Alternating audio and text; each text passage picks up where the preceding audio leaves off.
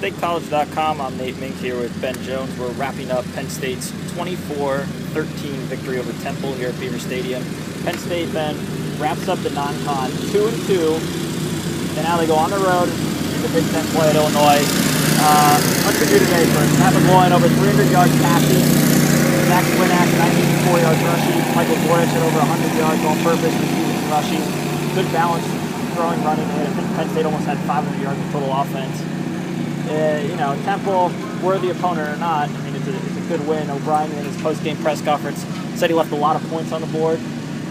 Final score is 24-13 overall. How does Penn State play? I think Penn State did everything they needed to do. They played better, in certain areas of the game that they needed to. From against Navy, Matt McGloin has his best game of the season in terms of total yardage thrown. Defense played well.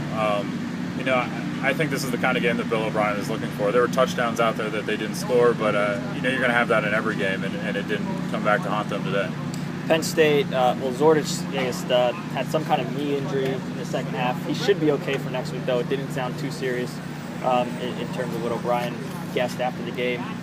Bill Belton, the tailback, Derek Day, the other tailback, both sat out today's game. They're, I guess, still on a day-to-day basis. We should know more Tuesday on what their status or availability likelihood is for next week.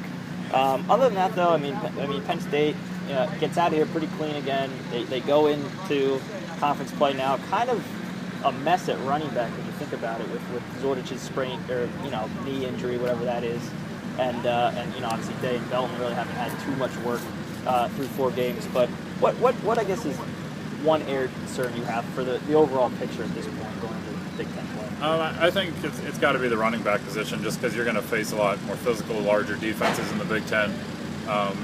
If Zordich is hurt in any way that he can't play, then they're really thin at that position with guys that have a lot of experience and physicality. Belton was dressed and warmed up with the team today, so hopefully that means he's closer to recovery. But like you said, they're day-to-day, and ankle sprains are the sort of thing that are easy to re-aggravate. So it's really, we'll know when the next game gets here whether he'll really be playing or not. Allen Robinson had another touchdown, a 41-yarder, kind of a catch and run. He kind of was nestled in 2 defensive backs and cut it back up in field for that score. Matt McGloin, 2 rushing touchdowns. On quarterbacks, it's nothing elaborate that we would see from Darryl Parker, Michael Robinson, or anything like that. Defensively, stout. I think they pretty much put the clamps on Temple's rushing attack. They didn't let Montel Harris or Matt Brown, the snapback, do much damage. Chris Boyer, the poor guy didn't have much success throwing. He missed a wide open target in the end zone. He missed a couple deep balls that I think really could have made things interesting again. But that's kind of the story of this series. Especially in recent years. I mean, Penn State made the plays when they had to, and Temple, again, and comes up a little short. Sam Ficken, we should also note, rebounded nicely. I believe he had a field goal and made all his extra points. So, that's Butters had a, average okay day punting the ball, nothing special or nothing disastrous or anything like that. Final thoughts in closing from what you saw today? I think that it'll be important for Penn State to play better defense moving forward. Not that the defense played poor today, but Temple had opportunities. They had guys open in the end zone a couple times, and the ball just got overthrown.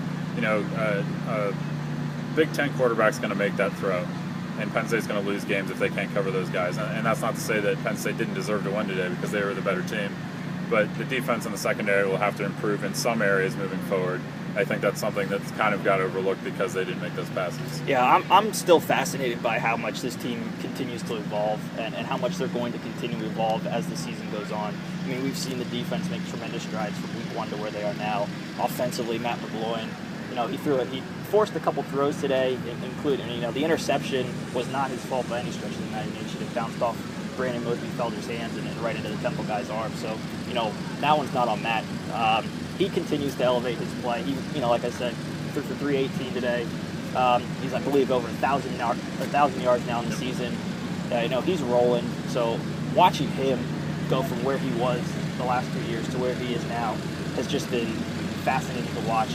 Mike Zordich, I mean, this guy comes in as a fullback and is now one of the main options at tailback. And, I know his knee's a little banged up right now, but even with Belton back, I think he is going to be definitely a part of the offense. Yeah, he's successful when he has the ball. He proved he could catch the ball out of the backfield. He had 40 yards a season. Fearless. The guy's hurdling over defenders, always trying to hurdle over defenders. And overall, in Penn State, Allen Robinson is who he is. He's a playmaker.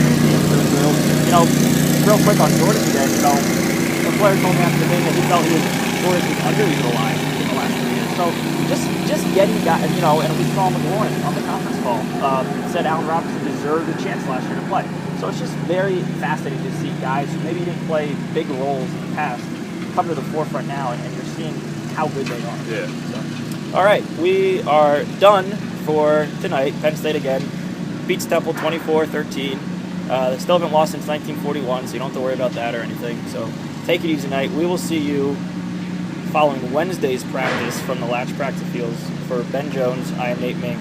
See ya.